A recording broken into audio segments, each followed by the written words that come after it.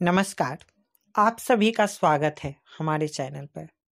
साथियों, आज जिस हम विषय पर बात करने जा रहे हैं, यह विषय बेहद ही महत्वपूर्ण है।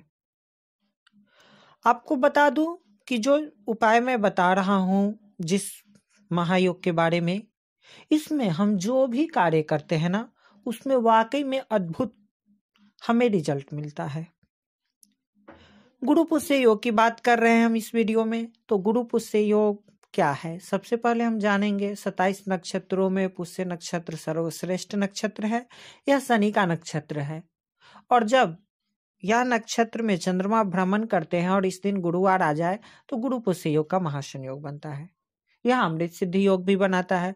गुरुवार और पुष्य नक्षत्र का संयोग से ये गुरु पुष्य योग बनता है। यह योग काफी सर्वश्रेष्ठ है और इस योग में सभी कार्य संपन्न किए जाते हैं विवाह को छोड़ करके। विवाह ऐसे कार्य हैं जो पुष्य नक्षत्र में वर्जित हैं। बाकी जितने भी कार्य हैं, विद्यार्थियों के लिए इस दिन नया आप एडमिशन करा सकते हैं, वे फॉर्म भर सकते हैं यदि कहीं जॉब के लिए अप्लाई कर रहे हैं तो। मतलब विद्यार्थी अपने विद्या क्षेत्र से जुड़ी हुई जो भी कार्य हैं उसे इस योग में करे तो उन्हें बेहद सफलताएं मिलती हैं। जिसका वे उम्मीद करते हैं उससे कई गुना अधिक उनको लाभ मिलता है। जिन जातकों का अभी मैं बात करने वाला हूं कि अभी तो एग्जाम, सभी स्टूडेंटों का एग्जाम आ रहा है, चाहे वो 10वीं का हो, 12वीं का हो या जनरल जो भी कॉम्पिटिटिव एग्जाम है।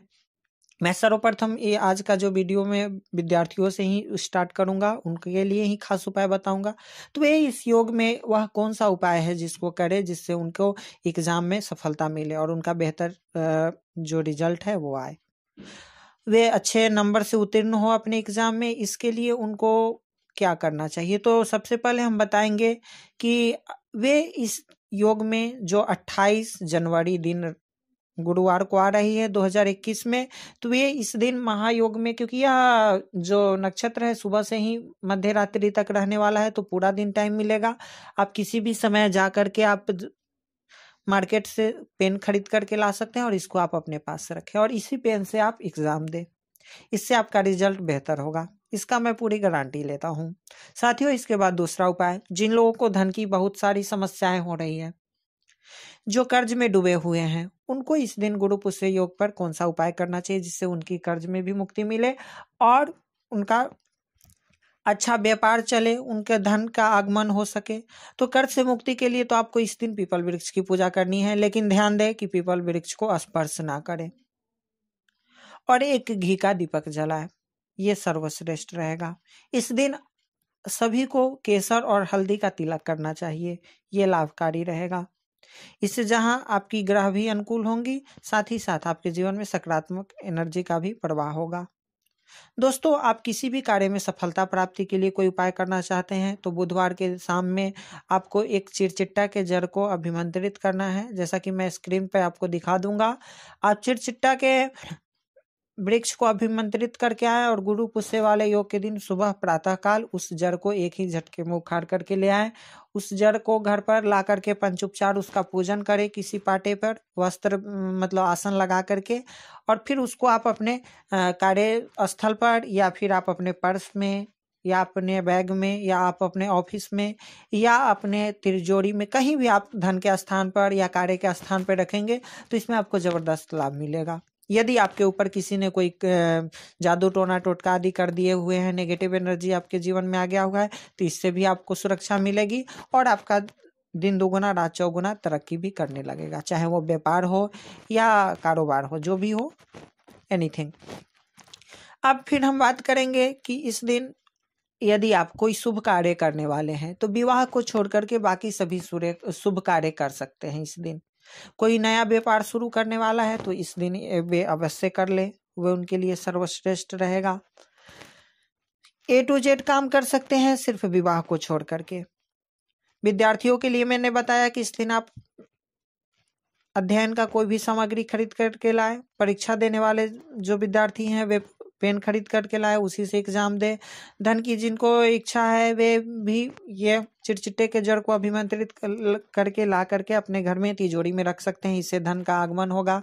इस दिन सभी को शिवालय जा करके अवश्य ही शिवलिंग पर जल, दूध और बिल्व पत्र अर्पण करना चाहिए और देसी घी का आपको दीपक भी जलाना चाहिए। भगवान विष्णु के मंदिर में जाकर के आप पीली मिठाई का भोग लगा सकते हैं तुलसी दल के साथ। इससे भी ज़्यादा आपको जीवन में आ रही समस्याओं का समाधान होगा, रोजगार में तरक्की होंगी, आप धन को संचित कर पाने में समर्थ हो पाएंगे, जीवन सकारात्मक होगा और कई ऐसे कार्य हैं जो आपके रुके हुए हैं तो भी पूरे होंगे ये इस कार्य से।